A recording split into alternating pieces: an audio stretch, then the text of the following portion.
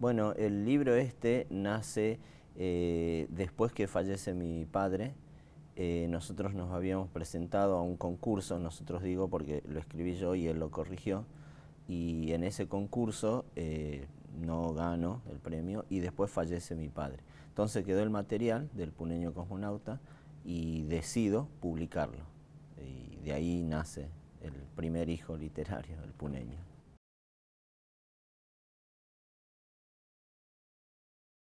Así es, justamente el tema o la temática o el rubro o el género de este concurso era ciencia ficción, fantasía, ¿no? Entonces yo adapté varios de los cuentos a algo de fantasía y algo de ciencia ficción. Y entonces uní esas palabras y nace este género, no sé, creado, y ahí aparece la fantasciencia andina, por supuesto, porque tiene que ver con nuestra cosmovisión, con nuestro pensamiento, con nuestra vida, nuestras costumbres. Y bueno, dentro de todos se fueron acomodando estos cuentos o estos relatos que están todos basados en hechos reales y que surgió, bueno, algo interesante, ¿no? Algo que no es del todo de nuestra cosmovisión, pero sí tiene que ver con nuestra vida, con nuestros sentimientos, nuestra cultura, ¿no? Y agregado con lo que es, bueno, la fantasía, la ficción, hasta la tecnología, incluyo mucho eso de tecnología, de lo moderno, digamos, ¿no?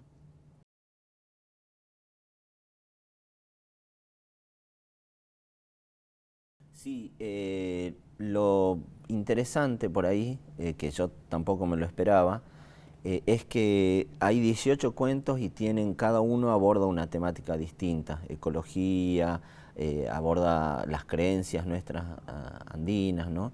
Y también abordo en un par de cuentos nuestros sitios sagrados, como por ejemplo el Cerro Negro, que es un oráculo, ¿no?, ancestral.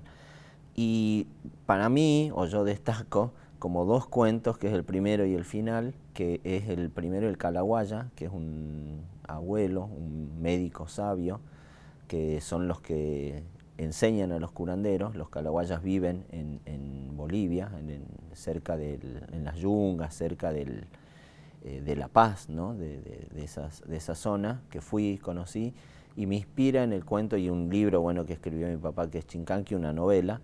Y entonces estos caraguayas, que son los que nos enseñan, los que nos sanan y de los cuales aprendemos, le hice un cuento que tiene algo de fantasía y obviamente de realidad, que le ocurre algo al calahuaya. Y ese es uno como que es bien fuerte, ¿no? Es algo interesante y bueno, en homenaje a esto, ¿no?, a los abuelos, un bisabuelo. Y el último cuento, que es La China Supay, que es un personaje, el Supay es el diablo, ¿no?, es el demonio, que aparece en las Salamancas, bueno, está situado ese el cuento ahí, pero siempre es masculino. Entonces La China Supay me inspiró en un personaje de la Diablada de Oruro, de Bolivia, que es un personaje femenino que tiene o sea, la careta de diabla, pero es muy atractiva. Y entonces le hice el cuento de La China Supay y ella es la que aparece en el personaje de la Salamanca. Bueno, y pasan cosas ahí en el cuento y esos son como los dos cuentos que por ahí, no sé, me gustan, ¿no? Pero después están todos lindos.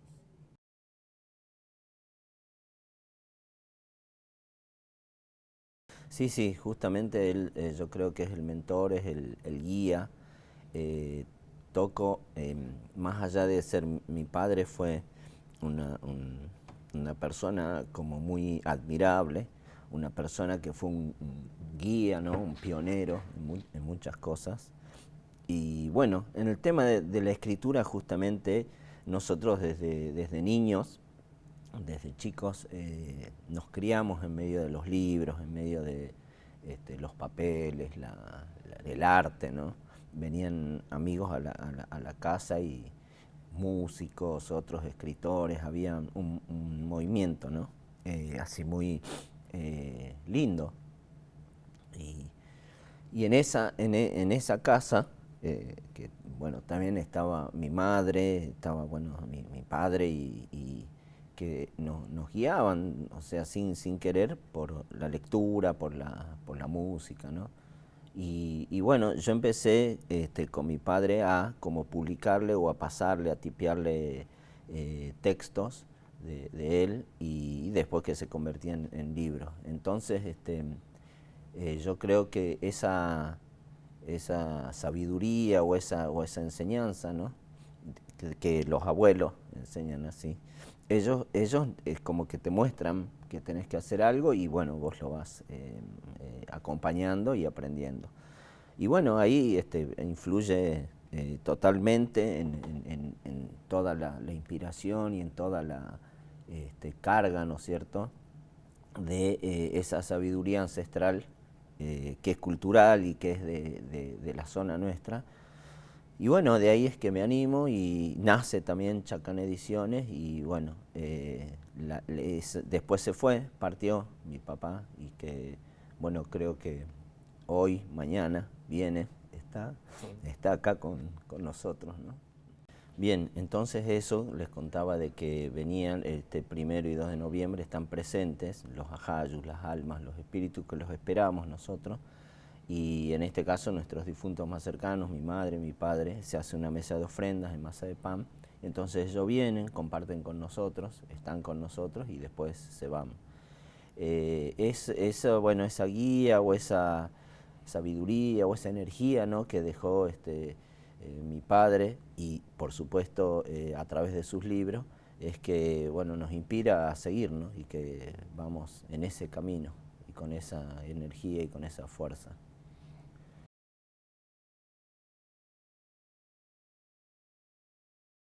Una persona que se destacaba en muchos aspectos. Él puso un museo, ¿no es cierto?, por los años 60, 70, que empezó a recolectar objetos, cosas, y lo primero que mostró fue el carnaval, o sea, nuestras manifestaciones culturales.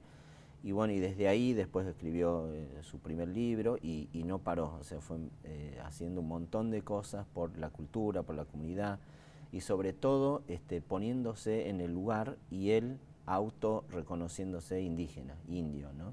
O sea, el indio que escribe, el indio que después hizo un canal de televisión, una radio FM, ¿no? El canal de televisión se llamaba Indio Canal, justamente, y la radio FM, también la primera radio FM estuvo ahí en Humahuaca, que la trajo mi padre. Y como él tiene un libro que es Pauperología, y cuenta cómo el indio, el indígena, el de las comunidades, a pesar de que por ahí, viste, está excluido o no tiene acceso a muchas cosas, lo mismo puede hacer un montón de cosas, ¿no?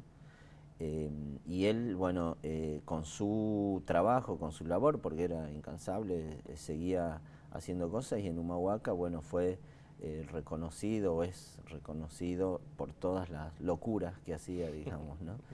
Y por supuesto después se fue a otras provincias y a otros países que lo invitaron para que él siga difundiendo y haciendo conocer su sabiduría y todo, bueno, la cultura nuestra, ¿no?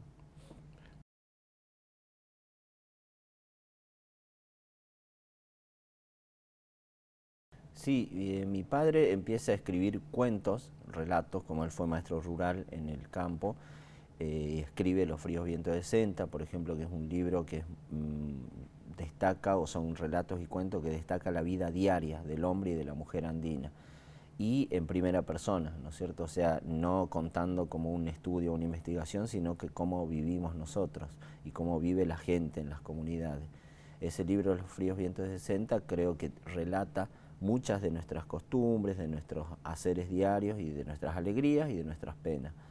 Después hay otro libro que es El Indio Manual, que es un ensayo, que es un estudio sociológico sobre la actualidad del aborigen o del indio o del indígena argentino. Ese libro fue presentado en la Feria del Libro acá en Buenos Aires, en la época que salió, por los años 80, y fue o es un manual, justamente un indio manual, para entendernos a los indios, tanto para que nos entiendan los que no nos conocen, no nos saben, o tienen una idea vaga o una idea equivocada, como la idea occidental, ¿no?, o la escuela de Sarmiento, que se cree que el indio es vago, ocioso, todo eso, y el indio manual muestra justamente cómo somos nosotros realmente en la actualidad hoy. A pesar de que es de los años 80, en la actualidad está pasando todo lo que se relata, todo lo que él investigó ahí en ese libro. Y ese libro Indio Manual llegó hasta Bolivia, sirvió de base, ¿no?, bibliográfica para las luchas y los movimientos indígenas en varias comunidades. Y después, bueno, el otro libro que es Pauperología, que es también un ensayo y una visión del indígena sobre las realidades y la actualidad de lo que está pasando en el mundo, en la economía, en el medio ambiente, ¿no?, en la ecología, cómo el indio o el indígena da soluciones a todos estos problemas, ¿no?, que están ocurriendo hoy en día. La desertificación, no sé, la bioconstrucción, todo eso, que es bien interesante porque es un ensayo, ¿no?, llevado a las letras, algo que hacemos nosotros cotidianamente.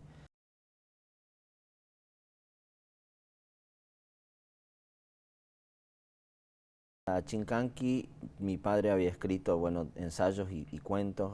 Hay otros libros de cuentos que son del carnaval que están buenísimos, que son historias del carnaval nuestras, de la fiesta, ¿no?, donde nosotros nos alegramos. Es la única vez en el año que decimos que nos alegramos, más allá que tenemos muchas fiestas y ceremonias, y él en esos libros cuenta esos relatos. Y nunca había escrito una novela. Entonces, cuando él se decide o tenía el material de escribir la novela, justamente lo acompaño yo porque le hago la edición de Chincanqui, la transcripción, porque ya estaban las computadoras. Y entonces nace Chincanqui, y la primera novela indígena escrita por un indígena, donde yo creo que ahí hace una especie de autobiografía referencial de los viajes, ¿no?, de la familia, y donde, bueno, encuentra esto que te decía, los calahuayas, que quizás tenemos algún ancestro calahuaya, y en este libro cuenta la vida y cómo se traslada este calahuaya, que es una de las misiones de los calahuayas, difundir su sabiduría, su sanación, sus enseñanzas. Y bueno, de ahí nace Chincanqui, que aparte es no solo un curandero o un calahuaya común que cura y sana, sino que también despierta mentes, despierta espíritus, energías para hacer una revolución, ¿no?, una liberación del indio, del indígena en la actualidad. Y bueno, sí, es interesante porque transcurre en varios lugares de Argentina, de Bolivia, ¿no?, donde va andando y difundiendo y despertando, ¿no?, al indígena.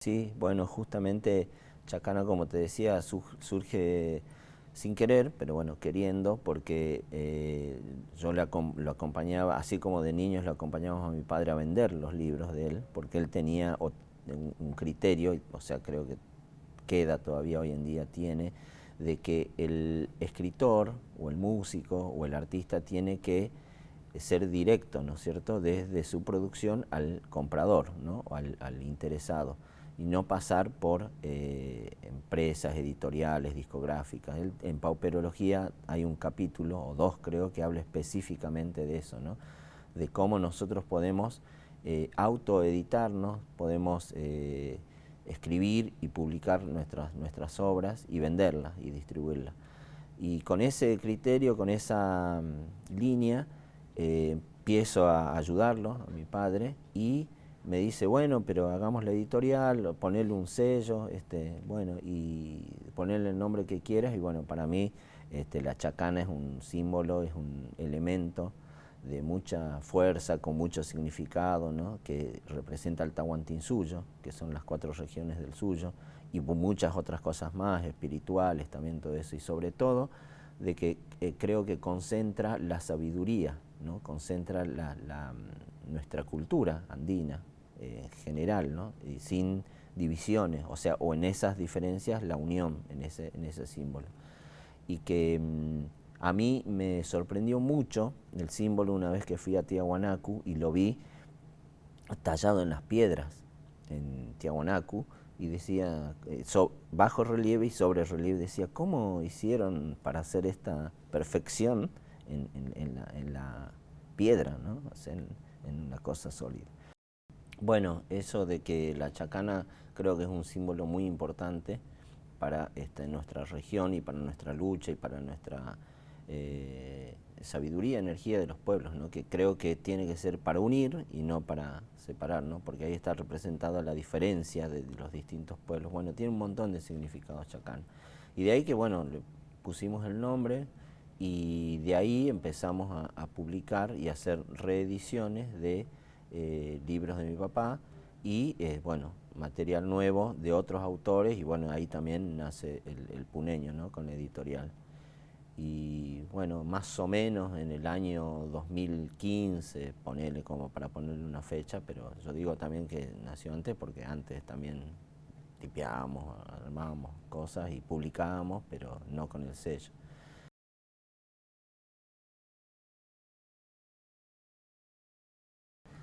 Eso, sí, yo creo que también es un camino que inició mi padre y otros autores, ¿no? Que escribir desde tu identidad, desde tu posición, desde tu mirada, desde tu visión, por ahí a veces es difícil porque pasamos por las escuelas, primaria, secundaria, hasta terciaria y universitaria, donde te enseñan, ¿no?, a escribir, te enseñan y te dan temáticas. Yo me acuerdo de una anécdota muy clarita que en Humahuaca, en la primaria, primer grado, segundo año, que no sé, yo tenía 8 o 9 años, nos enseñaban y nos leían cuentos y nos enseñaban láminas de las focas, de los barcos, de cómo, no sé, se hizo el imperio romano, griego, y que la Torre Eiffel, ¿no? Y el Big Bang, y vos decías, esto no es, o sea, no me corresponde, no es mi cultura. Sé que hay que aprender y que tenés que leer, y justamente la lectura te alimenta, ¿no es cierto? Y conoces cosas que... Pero era como que eso era lo mejor o lo más lindo, ¿no? Entonces nosotros, parados desde el otro lado, es decir, sobre nuestras cosas nadie escribe, sobre nuestras costumbres, nuestra cultura nadie, ¿no es cierto?, nos muestra en los libros, en láminas. Entonces, yo creo que a partir de ahí, y a mi papá y a muchos autores les pasó lo mismo, es como que tenés que empezar a escribir desde tu tierra, desde tu origen, desde tu mirada. Y creo que ahí nace otro tipo de literatura, o un género, o sea, la literatura en general es, y por el idioma que usamos, que es el castellano, y la grafía, ¿no?, y los textos es occidental, pero está bueno y creemos que hay que empezar a difundir nuestros pensamientos, cultura a través de los libros. Ahí creo que hay una especie de sesgo o de también invisibilización, de que por ahí lo ponen como un género costumbrista, folclórico, o sea, otra forma, pero nosotros creemos, bueno, y mi padre, Fortunato Ramos, Germán Churquichoquevilca, Domingo Serpa, fueron iniciadores que escribían desde su posición, desde su mirada y desde su sentimiento, ¿no? Auto representándose, autoidentificándose como indígenas, como indios, ¿no? Creo que en Argentina el camino está empezando a ser más ancho, porque hay ya otros hermanos de otras comunidades, ¿no?, mapuches, guaraníes. Yo justamente estuve en la Feria del Libro de Salta, hicieron un espacio en la Feria del Libro de Salta de pueblos originarios, y había chanés, escritores, muy, muy lindo, ¿no? Creo que la literatura indígena o la literatura india existe, ¿no? Es lo que hacemos nosotros, nada más que por ahí no está aceptado en no sé, en las instituciones, ¿no es cierto?, que no sé si regulan o congregan a los escritores, ¿no? Pero creo que tenemos que repensarnos, rever, ¿no es cierto?, esto de la literatura y adentro de la literatura indígena, qué es lo que queremos expresar, ¿no?, a través de los escritos, de los libros, ¿no? Hay, bueno, sí, investigaciones, estudios, ¿no? Porque también hay los que escriben sobre los indígenas o las comunidades, pero eso ya o sea, es literatura indígena, pero no escrita por nosotros, ¿no? Por ahí como diferenciando, ¿no?, viendo los caminos a seguir.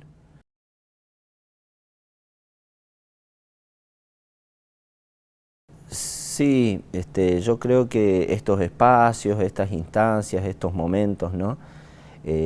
Aparte también como escritor, que cuando publiqué El Puneño entras como en otro mundo, antes era el editor y acompañaba, ¿no?, a los escritores y veía de afuera y bueno, en los mismos escritores hay celos, un mundo que es bien raro y extraño, como en todos los mundos también, y que a partir de que, bueno, me considero una persona que escribe, no sé si un escritor de renombre, pero y que quiere expresar a través de las letras el sentimiento, en ese mundo se alimentan, ¿no? Y que está bueno porque vos vas aprendiendo.